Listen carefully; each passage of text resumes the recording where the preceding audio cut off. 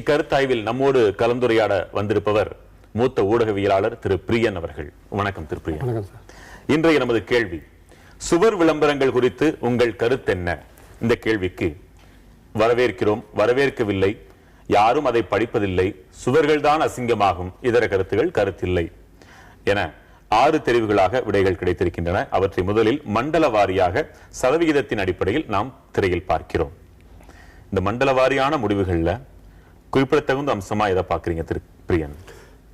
அதாவது இதில் 2வது பாயிண்ட்டும் 4வது பாயிண்ட்டும், அதாவது வரவேற்கவில்லை, சுவர்கள் அசிங்கமாகும், இதுதான் ஒரு மெஜாரிட்டி கருத்து அதில் இருக்குது. அதில் ஸோ மக்கள் அதை விரும்புறது இல்லைன்றது ஒரு அடிப்படையான ஒரு விஷயமா தெரியறது நமக்கு இதில்.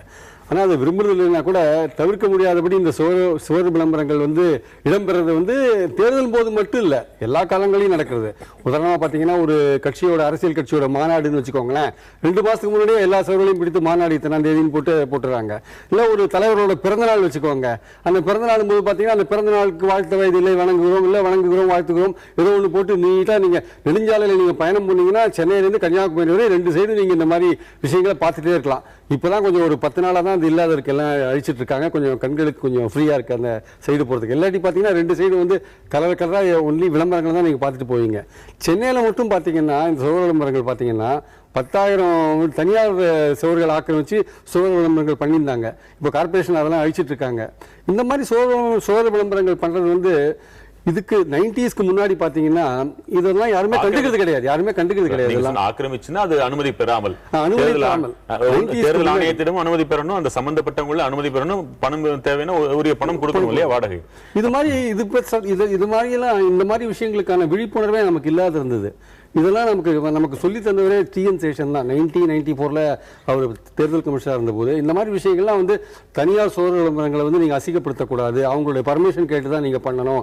அதே மாதிரி மைக்கை இத்தனை மணிக்கு மேலே யூஸ் பண்ணக்கூடாது, ஸ்பீக்கர் இந்த கைண்ட் ஆஃப் ஸ்பீக்கரை நீங்கள் யூஸ் பண்ணக்கூடாது, இந்த மாதிரி பல விஷயங்கள். எலெக்ஷன் செலவுகளை நீங்கள் தினசரி எலெக்ஷன் அப்சர்வர் சப்மிட் முந்தியெல்லாம் எப்படி ஒரு இது இருந்ததுன்னா, கண்ணோட்டம் இருந்ததுன்னா, எலெக்ஷனை சுதந்திரமாக நடத்தினா, ஃப்ரீ அண்ட் ஃபேர் எலெக்ஷன் நடத்தினா போடுன்னு நினைச்சாங்க. ஆனால் மற்ற வயலேஷன்ஸ்லாம் பெருசாக கண்டுக்கலாம். ஆனால் சேஷன் வந்த பிறகுதான் இந்த போலீஸ் ஆஃபீஷியல்ஸ் டிரான்ஸ்ஃபர் பண்ணுறது, கலெக்டர் டிரான்ஸ்ஃபர் பண்ணுறது, அப்புறம் இந்த மாதிரி விஷயங்கள்லாம் அவர் தான் கொண்டாந்தார். இப்போ அதுதான் நம்ம இப்போ ஃபாலோ பண்ணிட்டு இருக்கோம். சுவர் விளம்பரங்களை வரவேற்கிறோம் அப்படின்னு ஒரு 10% மக்களாவது சொல்லியிருக்கிறாங்க.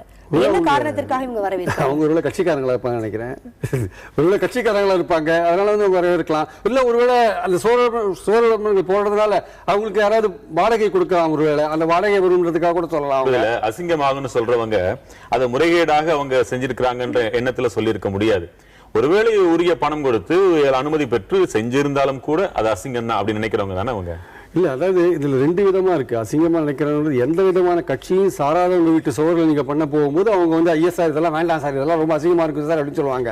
அதுவே கட்சி சார்ந்த ஒருத்தருக்காக வச்சுக்கோங்க, அவர் ரொம்ப வரவேற்று அவர் எந்த விதமான பைசாவும் கொடுக்க தேவையில்லாமல் அவர் அழகாக வரைஞ்சிட்டு போவார். எலெக்ஷனுக்கு அப்புறம் அவர் அதை அழிச்சிட்டு மறுபடியும் வெள்ளை அடிச்சு கொடுத்துட்டு போயிடுவார் அவர்.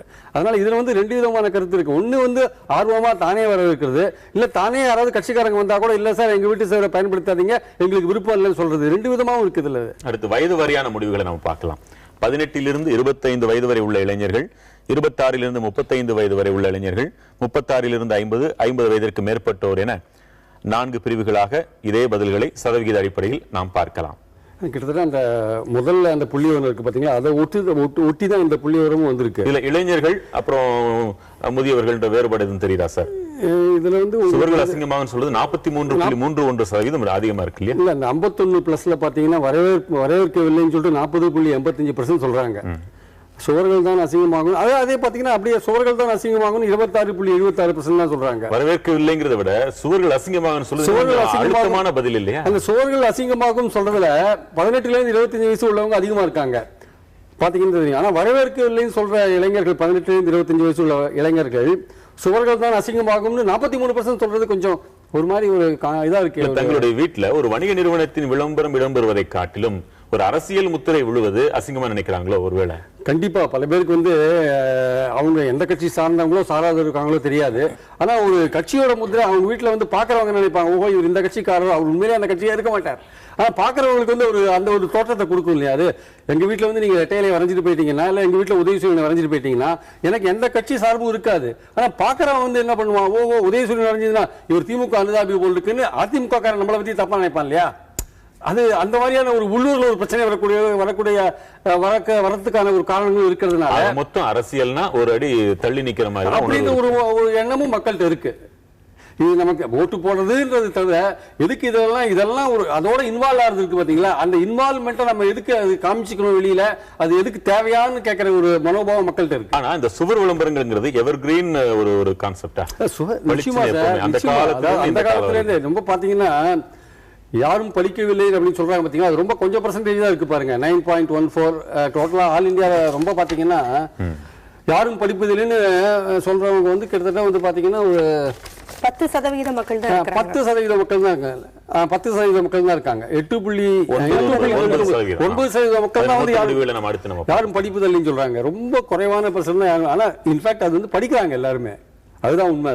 அது இந்த புள்ளியோர் வந்து அந்த விஷயத்துல கரெக்டா தான் இருக்கணும். ஏன்னா நீங்க ஒரு பஸ்லயோ நடந்தோ எதுலையோ வெஹிக்கிள்லயோ போகும்போது நிச்சயமா உங்க கண்ணில் படாத இருக்க முடியாது இந்த விளம்பரங்கள்லாம். அதனால கண்டிப்பா வந்து போகும்போது ஒரு கிளான்ஸ் அதை பார்த்துட்டு தான் போறாங்க.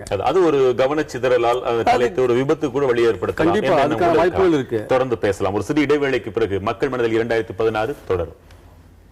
மக்கள் மனதில் 2016 கருத்தாய்வு தொடர்கிறது. வீடுகள், கட்டடங்கள், மைதானங்களின் சுற்றுச்சுவர்கள் என்று மொத்தத்தில் சுவர் விளம்பரங்கள் குறித்த உங்கள் கருத்து என்ன என்று மக்களிடம் கேட்டிருந்தோம். அதற்கு கிடைத்த விடைகளை நாம் சதவீதத்தின் அடிப்படையில் பார்க்கிறோம். இப்பொழுது ஆண்கள், பெண்கள், பிறகு மொத்தம் என 3 பக்கங்களாக நாம் ஒவ்வொன்றையும் பார்க்கவிருக்கிறோம். பிரியன் சார், இப்ப பெண்களை பொறுத்த வரைக்கும் சுவர்கள் தான் அசிங்கமாகும்னு ரொம்ப அதிகபட்சமா சொல்லியிருக்காங்க ஆண்களை விட. இப்ப பெண்களுக்கு அந்த சுத்தம் என்கின்ற எண்ணம் அதிகமா இருக்கிற காரணமா இருக்கு. கண்டிப்பா அவங்க தானே வீட்டு வாசல் எல்லாம் தெளிச்சு கோலம் போடுறாங்க இல்லையா?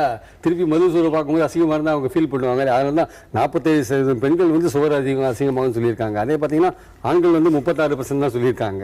ஸோ பெண்களுக்கு இயல்பாகவே ஒரு அந்த வீட்டை சுத்தமாக வச்சுக்கணுன்ற ஒரு அந்த எண்ணம் இருக்கிறது. அதனால வந்து அந்த அடிப்படையில் இந்த கருத்து வந்து அவங்க அதிகமாக சொல்லியிருக்காங்க. வரவேற்கவில்லைங்கிறதுல ஆண்கள் தான் அதிகமா இருக்காங்க, 32.74. பெண்கள் வந்து 26.48. அவங்க பிடிக்கலன்றதை இப்படி ரெண்டா பிரிச்சு வேற இடங்கள் அந்த ஏறிடுது. ஆமா கரெக்டா. பட் ஆனால் வரவேற்கவில்லைன்னு சொல்றது 32% ஆண்கள் சொல்றாங்க. அதே சமயம் வந்து பெண்கள் வந்து 26% சொல்றாங்க. இந்த சுத்த விஷயத்துல அந்த அசிங்கமாகும்ன்ற விஷயத்துல வந்து பெண்கள் அதிகமாக கருத்து சொல்றாங்க இல்லையா? ஏறத்தாழ ஒரு 2 லட்சத்துக்கும் மேற்பட்ட புகார்கள் வந்து அதில் 1 லட்சத்திற்கும் மேற்பட்ட புகார்கள் மீண்டும் அது க்ளோஸ் செய்யப்பட்டுச்சு. ஏன்னா முழுக்க அந்த சுவர்கள் விளம்பரங்கள் அழிக்கப்பட்டு விட்டது. அப்போ 2 லட்சம் புகார்கள் அப்படின்னா வராத புகார்கள் எத்தனை லட்சம் இருக்குமோ? இப்போ வந்ததில் 1 லட்சம்னா இப்போ முறைகேடுகள் தான் அதிகமாக நடக்குதுங்கிறதுனா அதில் புலனாகுது.